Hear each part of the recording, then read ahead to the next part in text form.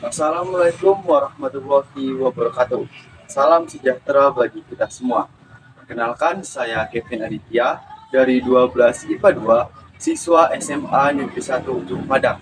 Nah, teman-teman, pada video pembelajaran kali ini saya akan melakukan presentasi mengenai listrik dinamis oleh guru pembimbing Ibu Iris Panjaitan SPD. Nah, teman-teman, pembahasan yang pertama yaitu adalah kuat arus. Jadi, kuat arus adalah banyaknya muatan yang mengalir tiap satuan waktu. Nah, berikut adalah contoh dari kuat arus. Nah, teman-teman, ini adalah contoh dari gambar kuat arus listrik. Yang pertama yaitu ada aliran listrik dari positif ke negatif, di mana ini tanda positif ini muatannya mengalir menuju ke muatan negatif. Dan gambar yang kedua yaitu aliran elektron dari negatif ke positif, yaitu muatan negatif mengalir ke muatan positif. Nah, teman-teman, selanjutnya saya akan menuliskan rumus dari kuat arus, yaitu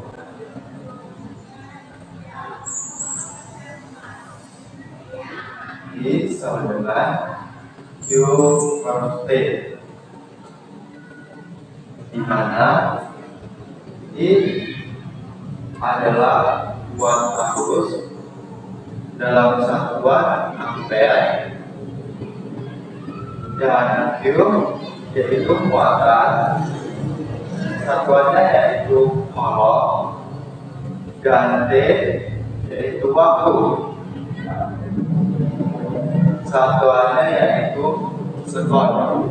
Jumlah elektron yang mengalir banyaknya muatan dengan rumus yaitu N sama dengan Q per E. Keterangannya yaitu N sama dengan jumlah muatan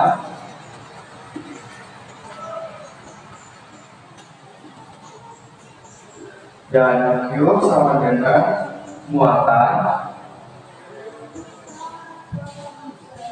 sedangkan E yaitu elektron. Nah, elektron mempunyai satuan yaitu 1,6 kali 10 pangkat minus 19 kolom. Ini adalah jumlah elektron yang mengalir banyaknya muatan. Di sini saya akan menjelaskan contoh soal, yaitu suatu konduktor yang dilewati muatan listrik 32 kolom dalam waktu 3 menit. Tentukan kuat arus listrik. Nah, cara menjawabnya yaitu diketahui muatan listrik yaitu Q sama dengan sebesar 32 kolom, dan dalam waktu yaitu T sama dengan 3 menit. Nah, menit harus kita ubah ke dalam bentuk sekon, yaitu 180 ton. Nah, tentukanlah kuat arus listrik. Kuat arus listrik yaitu I. Jadi yang ditanya I, kuat arus listrik. Kita jawab dengan rumus I sama dengan Q per T. Nah, kita masukkan Q yaitu 32 dan T yaitu 180. Nah, 32 ini 8 per 45. 8 dibagi 45 yaitu 0,17 ampere. Jadi hasilnya yaitu 0,17 ampere. Nah, selanjutnya pada contoh soal yang pertama yaitu kita mencari jumlah elektron yang melalui konduktor dengan rumus yaitu N sama dengan Q per E. Seperti kita ketahui, Q-nya tadi yaitu sebesar 32 dan E yaitu 1,6 kali 10 pangkat minus 19. Lalu selanjutnya yaitu 32 per ini menjadi 16 kali 10 pangkat minus 20. Ini habis menjadi 2 kali 10 pangkat minus 20. Alat untuk mengukur arus listrik yaitu ampermeter. Arus listrik disusun dari seri dengan hambatan yang ada rangkaian arus listrik yang mengalir pada hambatan atau beban, sama dengan ditunjuk ampermeter. Nah, selanjutnya saya akan menjelaskan tentang hukum Ohm. Jadi, hukum Ohm berbunyi tegangan atau benda potensial suatu komponen listrik sebanding dengan kuat arus listrik yang mengalir melalui komponen tersebut selama hambatan tersebut tetap. Secara empiris, Ohm menyatakan hubungan antara V dan I sebagai berikut. Dengan rumus yaitu R sama dengan V per I. Dengan keterangannya yaitu V sama dengan tegangan dengan satuan volt dan I yaitu arus listrik, satuannya ampere, sedangkan R yaitu hambatan listrik, satuannya ohm atau V. Besar hambatan konduktor bergantung pada panjang, luas penampang, dan hambatan jenis bahan tersebut. Berikut adalah contoh gambarnya. Secara sistematis dapat ditulis dengan persamaan berikut. R sama dengan RO L per A. Keterangannya yaitu R sama dengan hambatan konduktor dengan satuan ohm atau disingkat V. RO yaitu hambatan jenis konduktor dengan satuan Vm. Dan L yaitu panjang konduktor dengan satuan M. A. Luas penampang konduktor, satuannya yaitu meter kuadrat.